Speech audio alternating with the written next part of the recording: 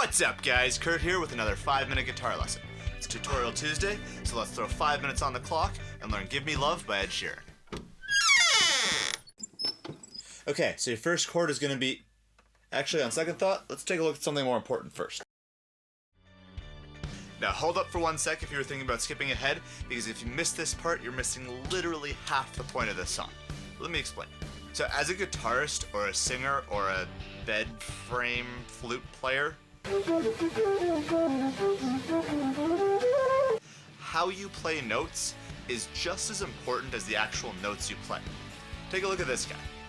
In 1930, the Republican-controlled House of Representatives, in an effort to alleviate the effects of the... Anyone? Pretty boring, right? Well, this is just how your guitar playing sounds to other people if you play every note with the same volume, the same intensity, and the same attack. This song specifically is a particularly emotional song, so if you don't capture the emotional highs and lows of this song on your guitar, it's not going to sound nearly as good as it could. Now keep this in mind as we're going through, because in the next section I'm going to show you how to do this. Okay, let's get into it. So we're going to start with that little riff part that's played in the very intro of the song. And then it goes into the chords. So put your capo on your first fret and let's get started. So you're going to start by putting your third finger on the third fret of the fifth string.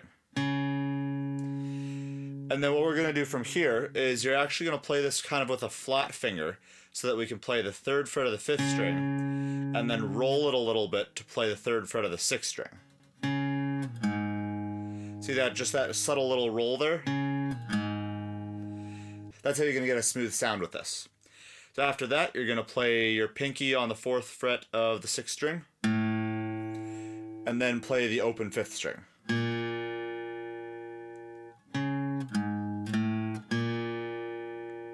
And then from there, we're going to grab an A minor chord. And then you can see the strumming pattern on the screen, and this is kind of the strumming pattern we're going to follow for most of this, but we are going to make some changes to make this more interesting, just like I was saying earlier. So then after that intro riff, we're going to grab our A minor and check out the strumming pattern. So look at the screen below, and then see if you can follow along.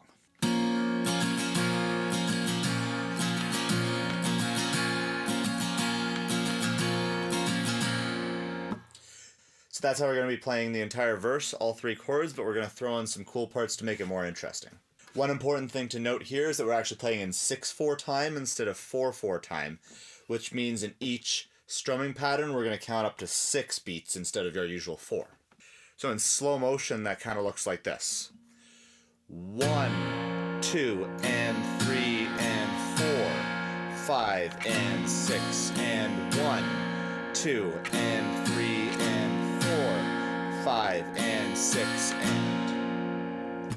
So now a basic strumming pattern, we're going to do that 6 beats on the A minor.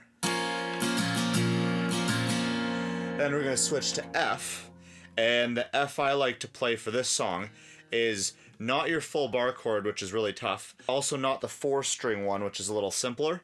If you take this 4-string F chord with the bar on the first and second strings, second finger on the second fret of the third string, then put your pinky on the third fret of the fourth string, and then put your third finger all the way on the third fret of the fifth string. And if that's too tough for you, you can switch to the regular 4-string F chord, which you can see on the screen there. So then after we play that F, we're going to switch to a C, and we're going to play the C for twice as long as the A minor and the F. So altogether, that looks like this.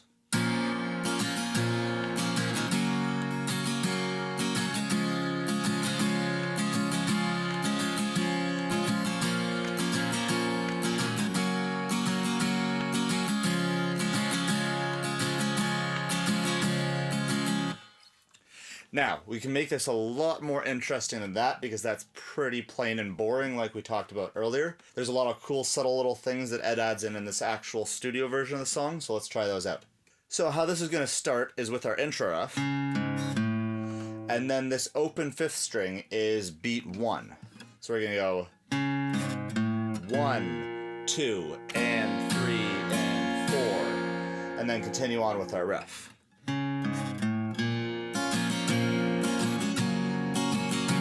and so on. Now the next thing we're going to do is with our chords, each of the chords that we're playing, we're going to play the downbeat, so the beat 1 and beat 4, harder than the others. This just kind of gives it an accent and emphasis and gives some of that variation we were talking about earlier.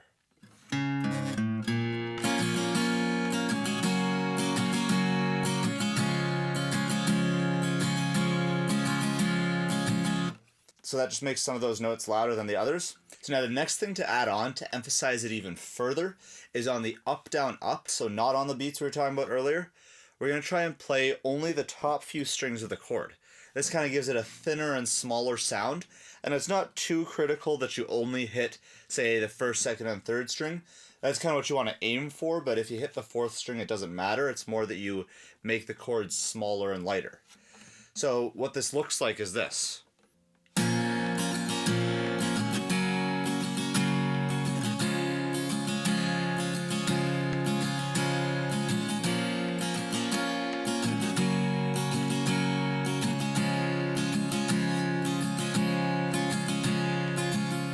And you can hear already that it really starts to make a difference in the overall sound of the song. And you can often play partial chords like this to emphasize certain beats if you want to. So then now we get into the really fun parts. So you're going to play your A minor and your F chords just like that. Just leave it as is. But then when we switch to the C, we're going to add in a few interesting things. And these are optional. If you don't want to, you can skip to the next part. But these do kind of give it those flashy touches that makes it more interesting. So when you get to your C chord, you're going to play your first down, and then your up, down, up. And then on your next down, you're going to take this middle finger off, and you're going to play your chord, and then do a hammer on onto that second fret there. But if you don't know what that is, it's just basically taking your finger and hammering it like a hammer on the string. And it's subtle, but you can kind of hear it that it gives it a little accent. So that sounds like this.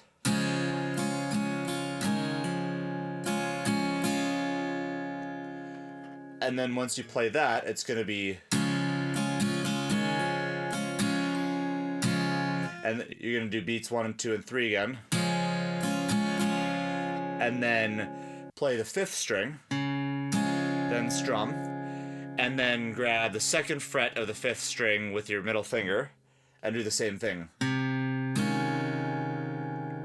And then restart your progression again. So that sounds like a lot, but if you rewind this video if you need to, you can probably figure it out. It makes sense to me at least, so hopefully it'll make sense to you guys. So here's the whole thing.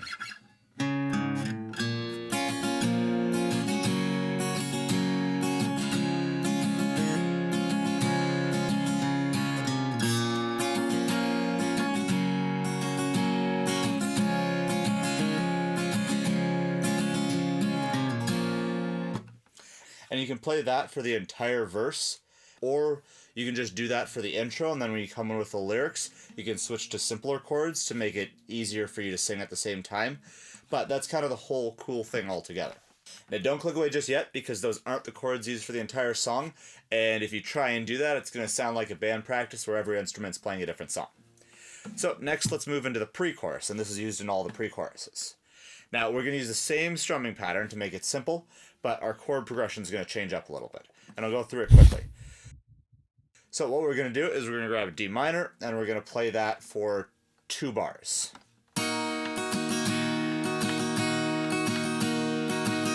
Then move to F for 2 bars.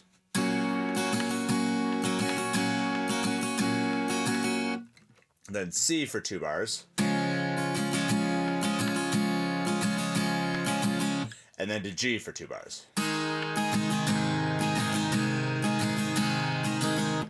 And that's most of it. So altogether that sounds like this.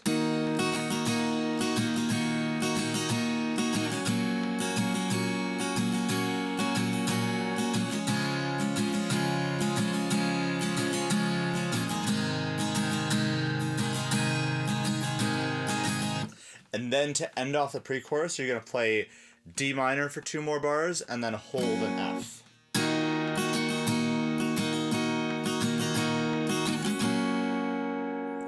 And then the chorus comes in, which again has different chords, so let's take a look at them quickly. Okay, so the chorus again is going to change up the chords. We can use the same strumming pattern to keep it simple, but the other thing that's going to be different is that our chord changes are going to be quicker.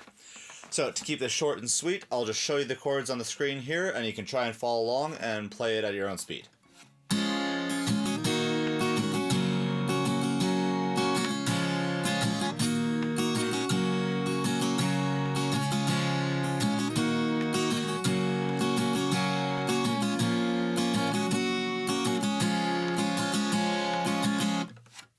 And that's the whole chorus right there. If you'll notice, the first 3 run-throughs are C, D minor, then F, and the F is played for twice as long. And then the last run-through goes back to our A minor, F, C that we see in the verse. And that's all there is to it for the chorus. Now, there's one last part to this song that I want to go over, and then you'll have the whole thing. So the final part's the bridge, and that's where he's got all the my-my-my-my's. So, we're going to use the same chords that we've used for the verse. A minor, F, C. The only thing we're going to do here is, instead of our strumming pattern that we've used for the rest of the song, we're going to switch and just do palm-muted single beat strums. And remember that we're in 6/4 time, so we're not going to be counting to 4, but we're going to be counting to 6. So in this, we're going to do 3 strums on the A minor. 1, 2, 3. Then 3 strums on the F, and then 6 strums on C. And that's all there is to it for this section.